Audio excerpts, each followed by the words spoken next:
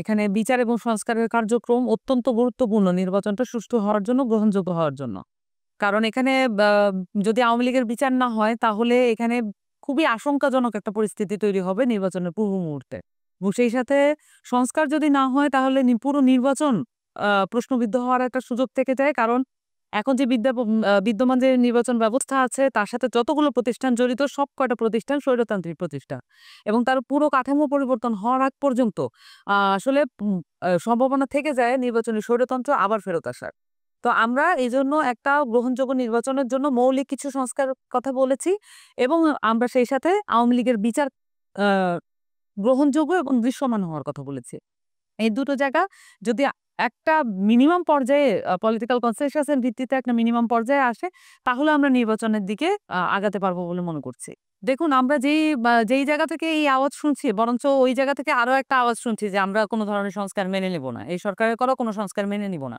তো আমার কাছে মনে হয় যে এই পলিটিক্যাল পার্টিগুলো তাদের মধ্যে অভ্যন্তরীণ যে কোন বিষয়ে তারা কিভাবে মন্তব্য করবেন সেই বিষয়ে একটা একটা সিনক্রোনাইজেশন মেইনটেইন করলে খুব ভালো হয় এবং সেই জায়গা থেকে বলব যে এইটার কিন্তু আশঙ্কাও আছে। কারণ আমরা দেখেছি যে বি পূর্ববর্তী যে মানুষের অর্জন আছে যে ওই যে বা ৯০ এর গণঅভ্যুত্থানের পরেও যে ত্রিদলীয় রূপরেখা সেটা কিন্তু ভঙ্গ করেছে বিএনপি এবং তত্ত্বাবধায়ক সরকারের জন্য আন্দোলন করে তত্ত্বাবধায়ক সরকারকে আবার এটাকে সরিয়ে দেওয়া এটাও করেছে বিএনপি।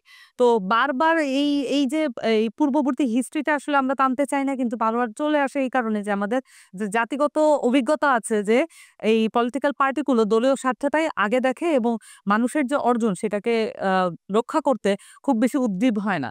এবং আমাদের এই যে সংস্কার প্রস্তাবনাগুলো আসছে অভ্যুত্থানের যে সরকার ইন্টারিম গভর্নমেন্ট তার মধ্যে দিয়ে যে সংস্কার প্রস্তাবনা আসছে সেটাকে বাধাগ্রস্ত করার জন্য নানান রকমের প্রকল্প হাতে নেওয়া হচ্ছে।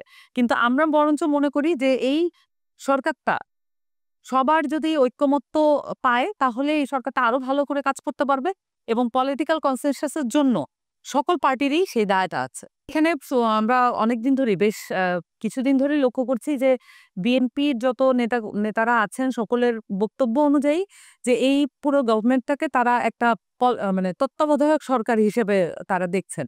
কিন্তু অন্তর্বর্তীকালীন সরকার অভ্যুত্থানের পরে যখন গঠিত হবে তার কিছু ম্যান্ডেট থাকবে, তাকে কিছু কাজ করে যেতে হবে, এই কাজগুলো বাধাগ্রস্ত করা যাবে না।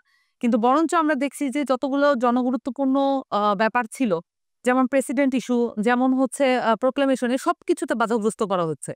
পারতপক্ষে আমাদের কাছে মনে হচ্ছে এটা বিএনপির কন্ট্রোলড একটা সরকার।